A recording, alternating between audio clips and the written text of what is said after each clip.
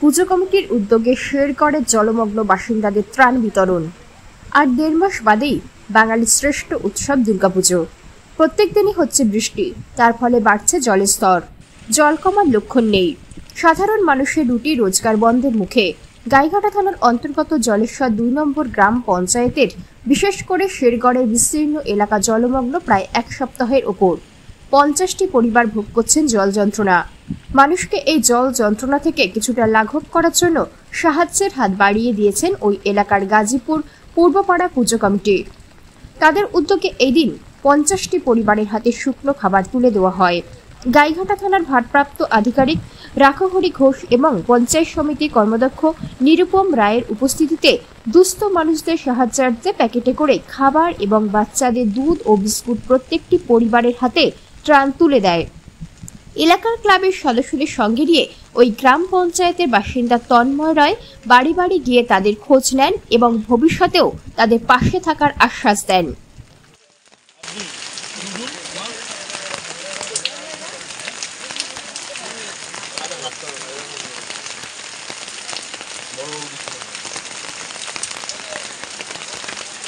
মূলত আজকে আমাদের গ্রামের এখানে জল জমেছে, প্রবল বর্ষা, লাগাতার বর্ষা লেগে আছে, প্রায় 1 মাস ধরে বর্ষা হচ্ছে। আমরা যারা বয়স্ক মানুষজন আছে তারা সকলেই বলছে যে এইরকম বৃষ্টি তারা আগে কখনো দেখেনি।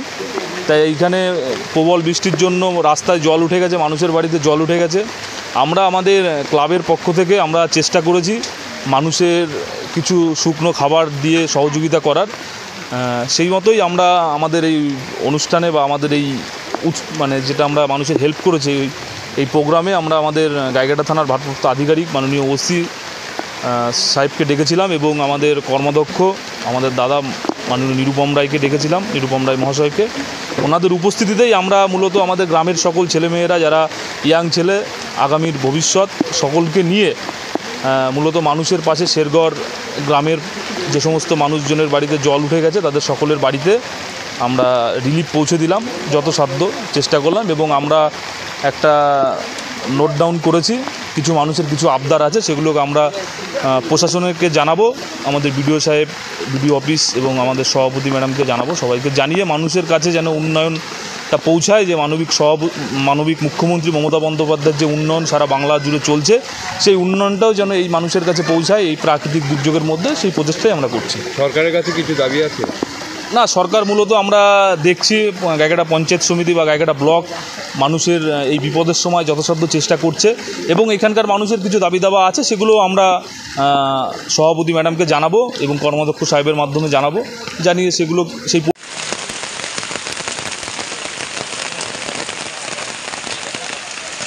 অবস্থাটা কি? দেখুন, প্রাকৃতিক বিপর্যয় যখন ঘটে তখন তো কারোর হাতে কোনো কিছু থাকে না।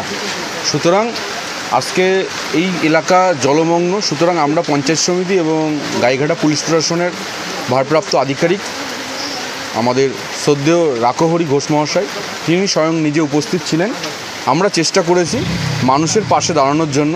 সারা বছর মানুষকে যেমনভাবে পরিষেবা দিই, এই প্রাকৃতিক দুর্যোগের মধ্যে মানুষের পাশে তাদের সুবিধা অসুবিধার খোঁজখবর নেওয়া এবং সামান্য কিছু তাদের হাতে আমরা তুলে দিতে পেরেছি।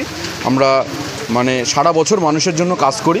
বিগত দিনেও আমরা এরকম উদ্যোগের পাশে আমরা ছিলাম এবং আমরা চেষ্টা করি এলাকার, আপনারা দেখছেন যে এলাকার সমস্ত মানুষ বেরিয়ে এসছে এবং মানুষ স্বতঃস্ফূর্তভাবে আমাদের সঙ্গে হাতে হাত মিলিয়ে কাজগুলোকে পরিষেবাগুলোকে প্রদান করার জন্য ব্যবস্থা করে দিয়েছে। সুতরাং এইটুকু বলবো, আমাদের থানার ভারপ্রাপ্ত আধিকারিক এবং আমাদের গাইঘাটা পঞ্চায়েত সমিতি এবং ভাতৃপ্রতিম তন্ময় ওর সহযোগিতায় এখানে এই কর্মকাণ্ডটা আমরা করতে পেরেছি, মানুষের জন্য কাজ। সুতরাং সকলকে ধন্যবাদ এখানে থাকবার জন্য ও মানুষের পাশে দাঁড়ানোর জন্য। এখানে কতগুলি পরিবার এরকম জলমগ্ন? দেখুন, এই এলাকায় সর্বোপরি 100টা পরিবার জলমগ্ন প্রায়। আমরা 100 জন পরিবারের জন্য কিছু সামগ্রী, উপহার সামগ্রী ব্যবস্থা করেছি, যাদের হাতে আমরা তুলে দিতে পারি। আরও যদি কোথাও এরকম সারা জায়গায় আমাদের পরশুদিন পাসপোদাদেও আছে, আমরা চেষ্টা করছি সমস্ত জায়গায়, আমরা বিভিন্ন জায়গায় যাচ্ছি এবং অফিসিয়ালভাবে আমরা গাইঘাটা পঞ্চায়েত সমিতির তরফ থেকে বিডিও সাহেব এবং সভাপতি, মানবিক সভাপতি ইলা বাগচির নেতৃত্বে সব জায়গায় আমরা পরিষেবা প্রদান করার ব্যবস্থা ইতিমধ্যেই করেছি। কোথাও যে ত্রিপলের প্রয়োজন হলে আমরা দিচ্ছি, যেভাবে সরকার থেকে সুযোগিতা আসছে সেরকমভাবে দিচ্ছি। আর এটা সম্পূর্ণ ব্যক্তিগত উদ্যোগে এইটা মানুষের কাছে পৌঁছে দেওয়ার চেষ্টা আমরা করছি। সকলকে ধন্যবাদ। আমরা চাই যে মানুষের পাশে দাঁড়ানোর জন্য স্থানীয় বাসিন্দাদের মেন দাবি যে জলটা কবে সরবে, এখানকার মানুষদের একটা বড় সমস্যা। আমাদের এলাকার সর্বোপরি ইসামতির একটা সংস্কার প্রয়োজন। এই খাল বিল নদীগুলো যেভাবে ভরাট হয়ে গেছে সেভাবে একটা সংস্কার পলি জমে ভরাট হয়ে গেছে।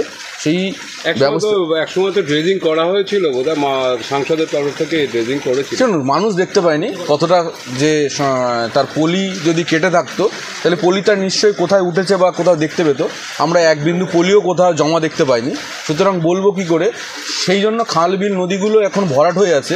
সেন্ট্রাল গভর্নমেন্ট যদি আমাদেরকে রাজ্য সরকারের বকেয়া টাকা না দেয় এবং তারা যদি বরাদ্দকৃত অর্থ যদি আমাদের সরকারের, পশ্চিমবঙ্গ সরকারকে দ্বিচারিতার মাধ্যমে আটকে রাখে, যেমন রাজ্য সরকারের 3,000 কোটি টাকা আটকে রেখেছে জিএসটি বাবদ। আপনারা দেখেছেন কিছুদিন আগে যে রিপোর্ট বেরালো, এই রিপোর্টে রাজ্য সরকারের 3,000 কোটি টাকা সেন্ট্রাল গভর্নমেন্ট আটকে রেখেছে। মমতা বন্দ্যোপাধ্যায় চেষ্টা করছে উন্নয়নটা করার, তারা বাধাবিঘ্ন ঘটাচ্ছে সেন্ট্রাল গভর্নমেন্ট। তাই বলতে চাই আমাদের রাজ্যের এবং কেন্দ্রের যে নদী নালাগুলো আছে তারা যেন যৌথভাবে আমাদেরকে স্বীকৃতি দেয় এবং যাতে মানুষের খাল এবং নদীটা, ইসামতি সংস্কারটা বিশেষ করে প্রয়োজন, যাতে মানুষ, এই এলাকার মানুষ, প্রতি বছর বৃষ্টি হচ্ছে আর প্রতি বছর জলমগ্ন অবস্থায় এখানকার মানুষ বারবার গাইঘাটা জলের তলায় ডুবে যাচ্ছে। এটা তো মানুষ কতদিন সহ্য করবে? তাদের ফসল, তাদের জমির যে ক্ষয়ক্ষতি, এগুলো তো হতেই থাকছে প্রতি বছর। তাই সুতরাং মানুষের পাশে দাঁড়ানোর জন্য আমরা যেভাবে পারছি প্রশাসনের তরফ থেকে আমরা চেষ্টা করছি। আমাদের গাইঘাটার বিডিও সাহেব নীলাদ্রি সরকার মহাশয় এবং মানবিক সভাপতি ইলা বাগচি, তাদের প্রচেষ্টার মাধ্যমে আমরা পরিষেবা দেওয়ার চেষ্টা করছি। এবং দেখছেন আপনারা যে ওসি নিজে স্বয়ং উপস্থিত থেকে মানুষের সঙ্গে হাতে হাত মিলিয়ে কাজ করার পরিষেবা দিচ্ছে। আপনার নাম এবং কর্মদক্ষ